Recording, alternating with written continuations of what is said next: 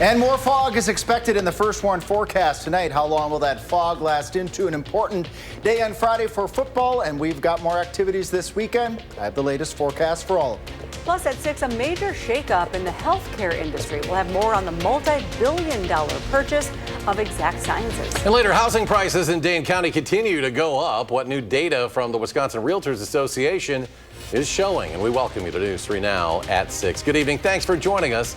I'm Eric Franke. And I'm Sarah Carlson. We begin with the weather, where we have some good news if you're getting sick of all of the clouds and mist out there.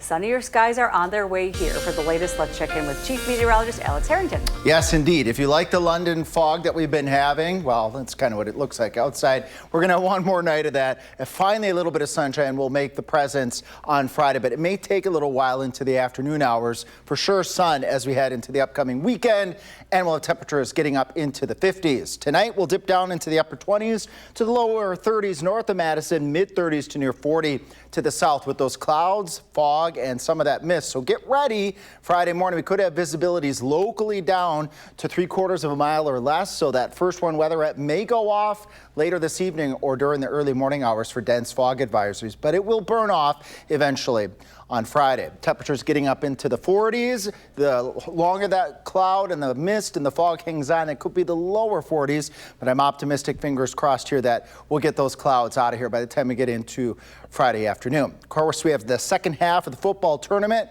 Let's break that down here. We've got Reedsburg at 10 a.m., 40 degrees. Hopefully those clouds starting to fizzle out here and getting some sunshine by the time we get towards the end of the upcoming game. Now, when I come back, today's Thursday, we're going to talk about winter weather safety tips as part of Winter Weather Awareness Week. And speaking of winter, we've got a winter side of the forecast. More details on that when I come back in a little while. Sounds good. Thank you, Alex. We now know the identity of the man who was shot and killed on Madison's north side this Monday.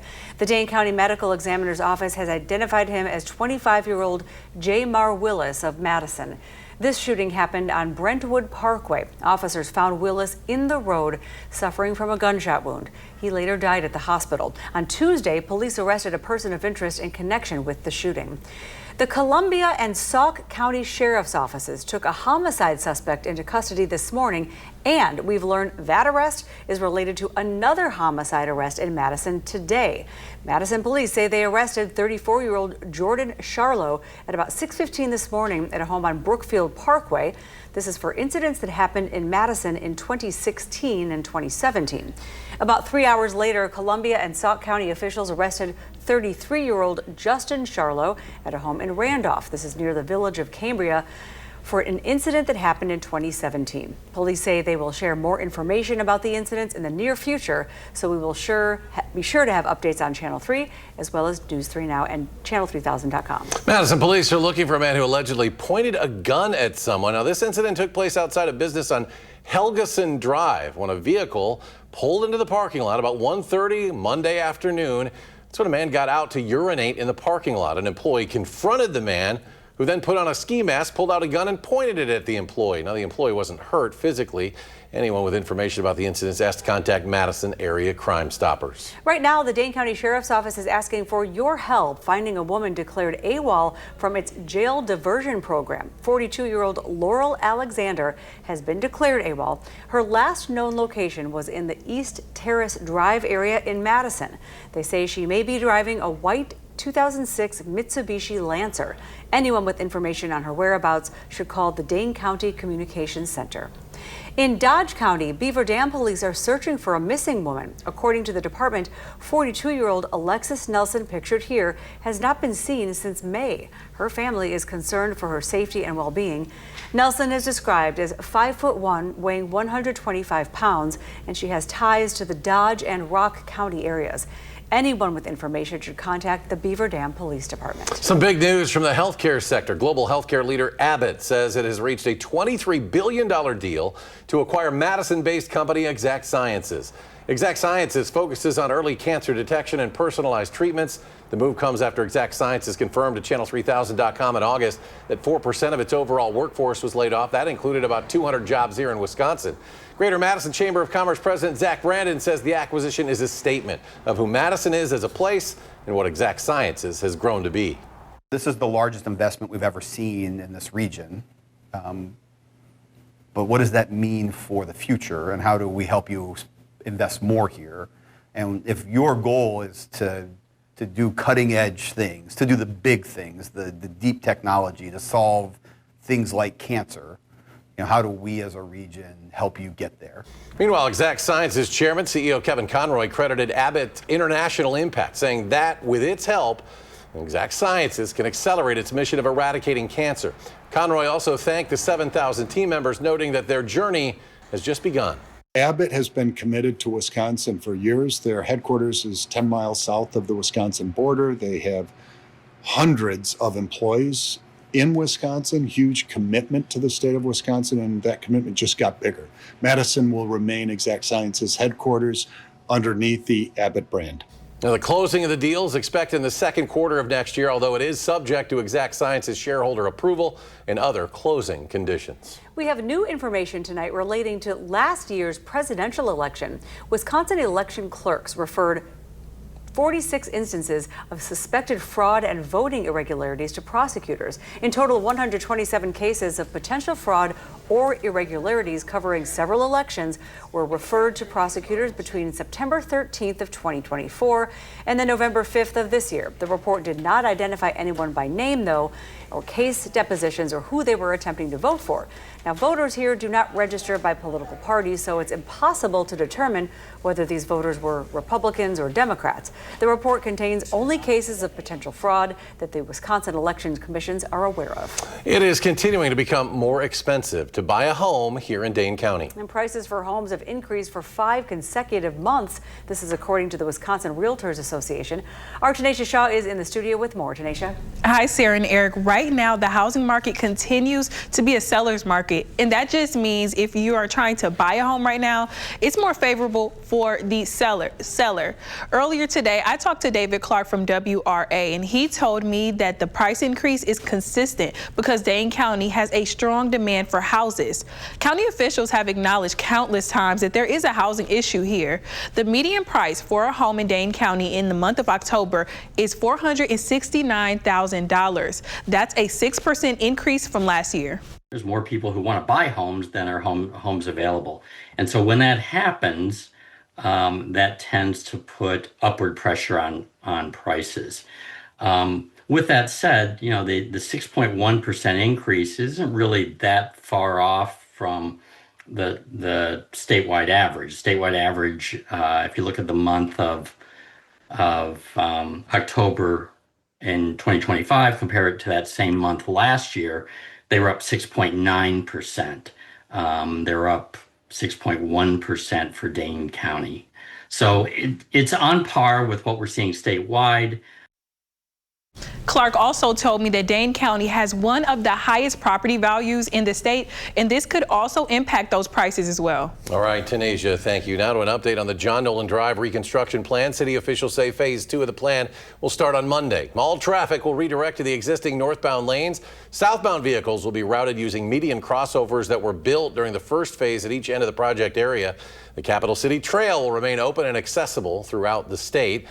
This construction stage is expected to remain in place until the summertime, at which point the project will advance to stage 3, shifting traffic to the opposite side. Now, to learn more about the John Nolan Drive project, go to cityofmadison.com/engineering. Still ahead at 6, how a local Cub Scout pack made some history with popcorn. Plus, we'll go over the items specifically that the Goodman Center still needs for their Thanksgiving basket drive after a short break.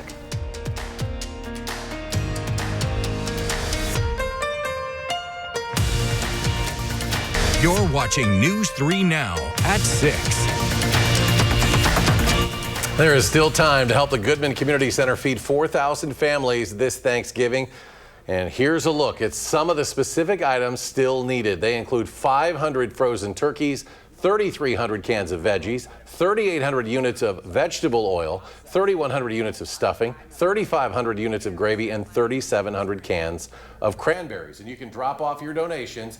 You can drop off your donations until 7 o'clock tonight, tomorrow from 10 to 7, or Saturday from Sunday noon to 4.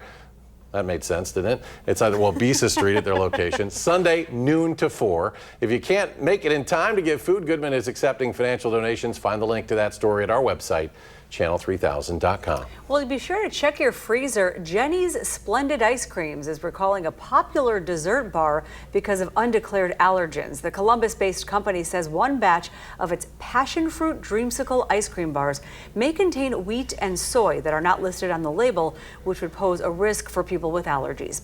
The recall bars were sold nationwide, and they can be identified by batch code 25-210 that would be printed on the top of the carton.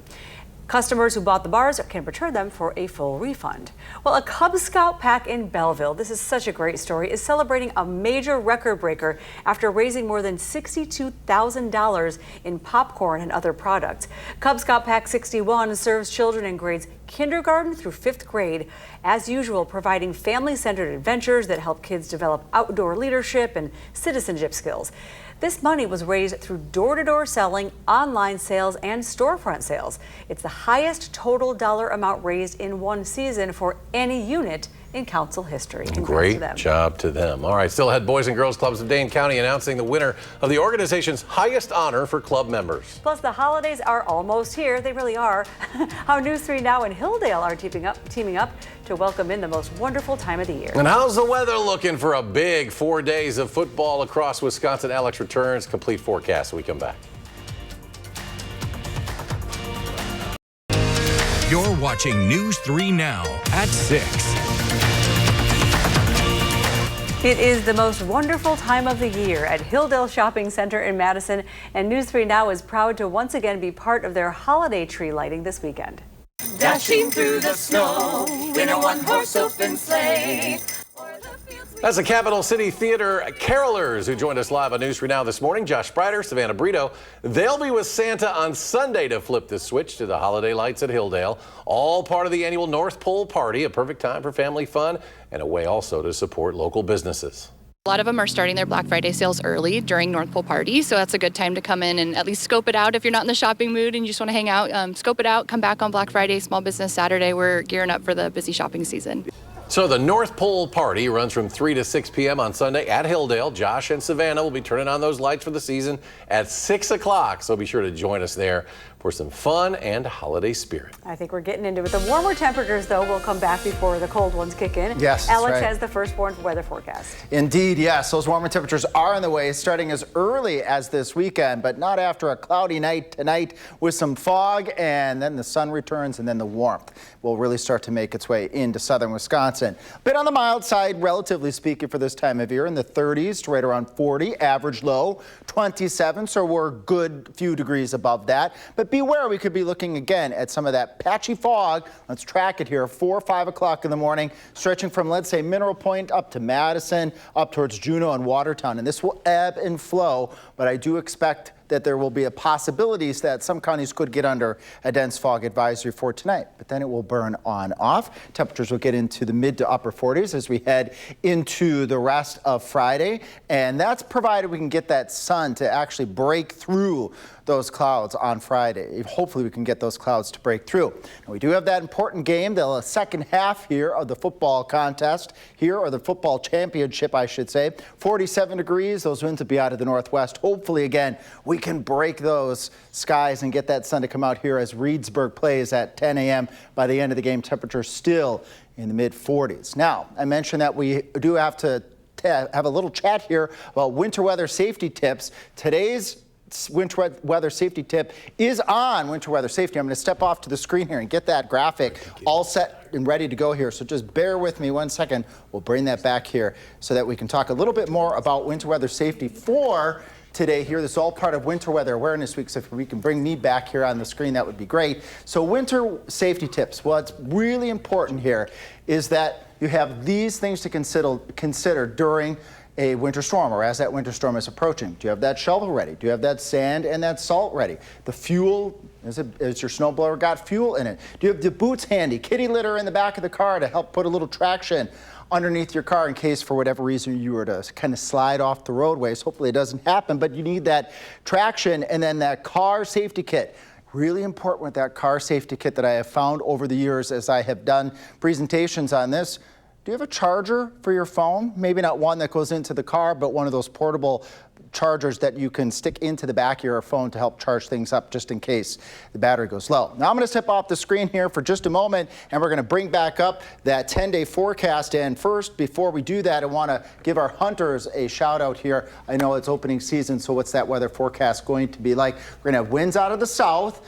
Partly cloudy skies on Saturday as we roll through Saturday, going through Saturday into Saturday evening. Maybe a bank of clouds, but I think we're going to have quite a bit of sunshine throughout the weekend. Winds out of the southwest turning to the northwest as we head towards the weekend, and light. We are not expecting strong winds this weekend for any folks that might be going about within the state for hunting or if you have any additional travel. But by the time we get into Monday, here comes those showers, and the showers could be quite widespread through much of the upper Midwest. Speaking of all the other games that we got going on this weekend, Badger game Saturday evening, going to be nice. Temperatures in the 40s, dipping into the 30s. That Packers game looking high and dry. Temperatures up around 45 to 50 degrees up at Lambeau Field.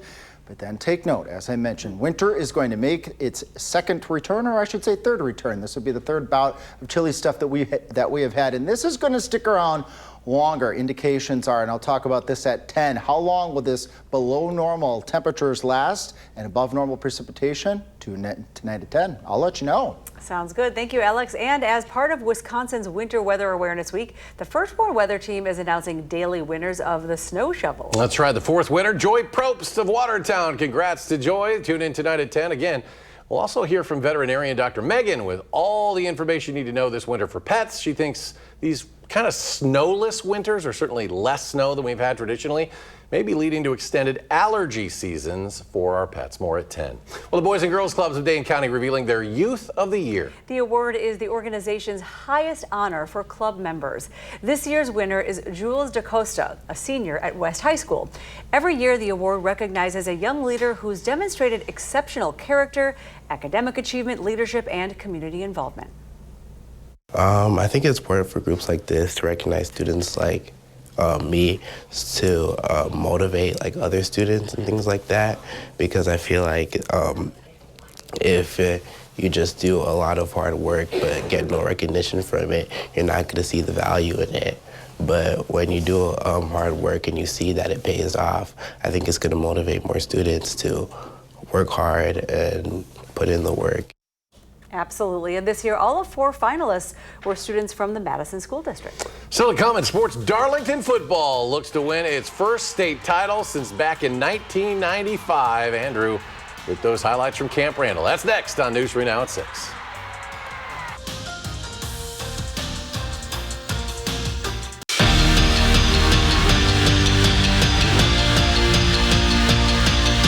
If you're playing at Camp Randall as often as Darlington football is, you're doing something right. But this year, they're looking to get over the hump. Each of their last 7 appearances in the state title game, they've fallen up short. But now they have their secret weapon, Zeke Zuberbuehler. The junior quarterback can do it on the ground and through the air. A 20-yard bomb to Broker Busher, converting the touchdown on the first Darlington drive of the game. But they've been here enough to know that's not going to be enough. So the next time they touch it, same result. This time it's Dante Glendenning. Make it 14-0 Redbirds, who went for the kill in the first half. Leading 21-zip, who you going to call? Zeke Zuberbuehler, who zips in for the score. Another touchdown, this one on the ground for Zeke. Darlington does not leave a doubt. They are state champions for the first time since 1995, winning it 42-18. This feeling as a little kid, you know, growing up in Darlington, you're a dynasty. From 2012, 2016, we made it. Lost all 4 times, and I'd leave crying every time. So I was like, I got to come back. And my friends and I mean, we've been playing since we were, I don't even know, like 3. So it's just, you know, you're playing on Camp Randall with your boys, and it's just like flashbacks in my mind of like back at Dante's house where we're in the backyard just running around having fun. It's just so fun running around. No other feeling like it. It's hard to describe. Just greatest feeling in the world. It means everything to me. Just they're brothers to me. I'll always remember this throughout my life. But there was more in store when it comes to sports in our state, and for that, we send it to Nash Dara. In a match that might have been too close for comfort this past Friday, the Wisconsin women's soccer team was back on the pitch earlier today in South Bend, taking on the Baylor Bears in the round of 32 as Bucky was in search of back-to-back Sweet 16 appearances. And it was a match that would come down to the last second. The Badgers were active throughout the entire 90-minute period, outshooting the Bears 7-5. But unfortunately for Bucky, shots don't matter as much as goals do. Baylor would strike first in the last minute of the first half with a free kick goal from Tyler Iskrig to get the scoring starting and also finishing, as would be the lone goal of the match as the Golden Bears take down the Badgers 1-0 to move on to the Sweet 16. Although the Wisconsin women's soccer season comes to a close, the program keeps on making strides forward as this is their third straight NCAA tournament appearance. For now at Camp Randall, Nash Dara, News 3 Now. And Alex is back. Final check of the forecast. Beautiful weather through early next week. A couple showers, but tune in tonight at 10. We're going to talk about that cold spell that's coming. I even got a cold spell on the way. More on that tonight at 10. It's inevitable. Entertainment tonight's coming up next. And our next newscast is coming up at 10 o'clock. You can always find us streaming as well 24/7 on Channel 3000 Plus. We'll see you at 10.